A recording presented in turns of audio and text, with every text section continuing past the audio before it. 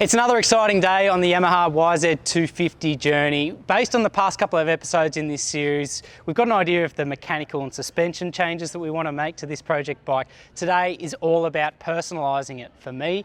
Trust me when I say I've come to the right place.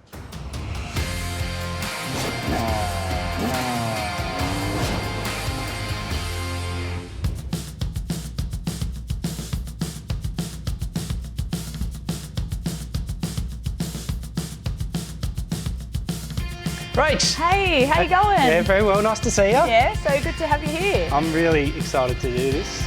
Hopefully my ideas make sense. Yeah. What do you reckon? You good? I'm keen as. Let's go make it happen.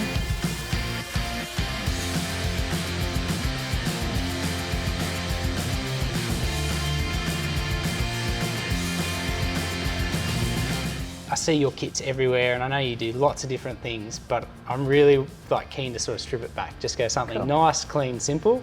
Something a little bit retro as well. Is that kind of in vogue at the moment? Is that what people are doing? Absolutely, yeah, for sure.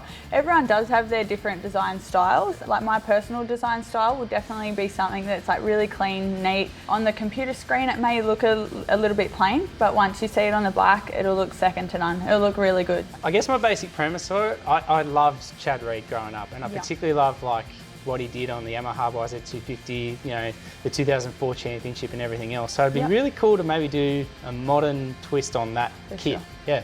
I can definitely do that. I have full faith that we can do something really cool. So if I'm a normal customer and I've got this idea for a kit, what would the normal process be?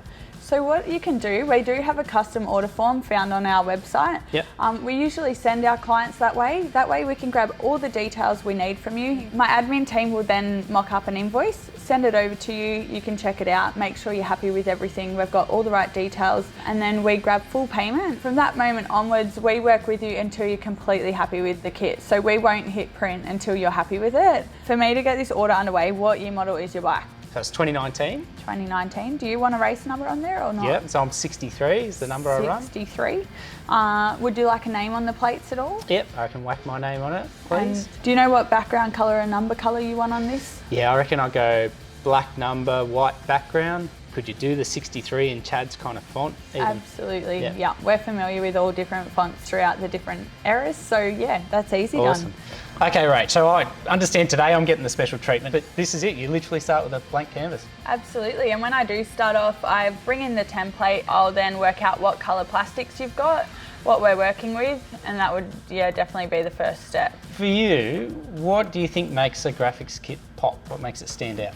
It all depends what you want. Like there's so many different elements that you can make a graphics kit pop. Yeah. So you could add in like some glitter laminate, you could add in some really bright colours, you could go really crazy with the design. Okay. And so it all depends what our client wants really. Okay. So obviously the airbox design on the YZ250 has changed a bit since 2004, and a lot of modern airboxes have got 4 or 5 stickers on it. I think maybe back in the day they might have had a twin air filter thing on there, but it'd be really cool to keep that really simple but maybe integrate a logo design into it. What do you reckon we're best doing there? So that is definitely my design style as well. So I like to keep things a little bit stealth. And you don't reckon that much black, it'll still look nice and clean and simple in person? So what I would, looking at that design, I would also, in the back of my mind already, I'm like, all right, what colour's the airbox? If that's black, that design's going to flow really well onto that airbox.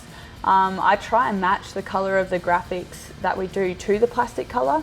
I do keep in mind how that's going to sit on the more modern templates as well, but I think it's going to have a really good overall finish. So I thought another little throwback that could be cool, all the YZ250s back in the day had a little logo on their back guard. Do you reckon that would be easy to get the font and do that? I do keep in mind with the retro bikes that we try not to put too much of our own branding on there, because we want to mimic the retro look. But if you want to chuck at the TeenCee, or we can base a lot of the logos as per the retro kits, we can definitely do that. All right, and I've got one more idea. My little boy's got a 50, he rolls the number 4.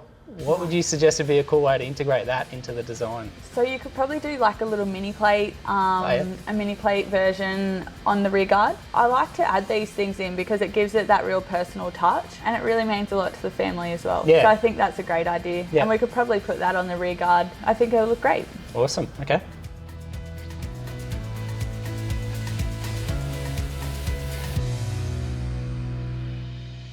Look, Rach, I'm honestly over the moon. Like, I think from the moment we walked into the store, I've dealt with you before doing old bikes and stuff like that, but getting an insight into the design brief, getting to know your team, seeing your headquarters and everything else, it's been a really cool experience. So That's cool. hopefully give people an idea of what's sort of possible, the way they can tailor their bike to themselves and really make it about them. It's cool. It's been a pleasure. We really like to build that relationship with our clients. You're definitely not just a number. We like to get an insight what you want out of this kit. I'll be sure to send you a pic when it's on the bike. I can't wait to see it.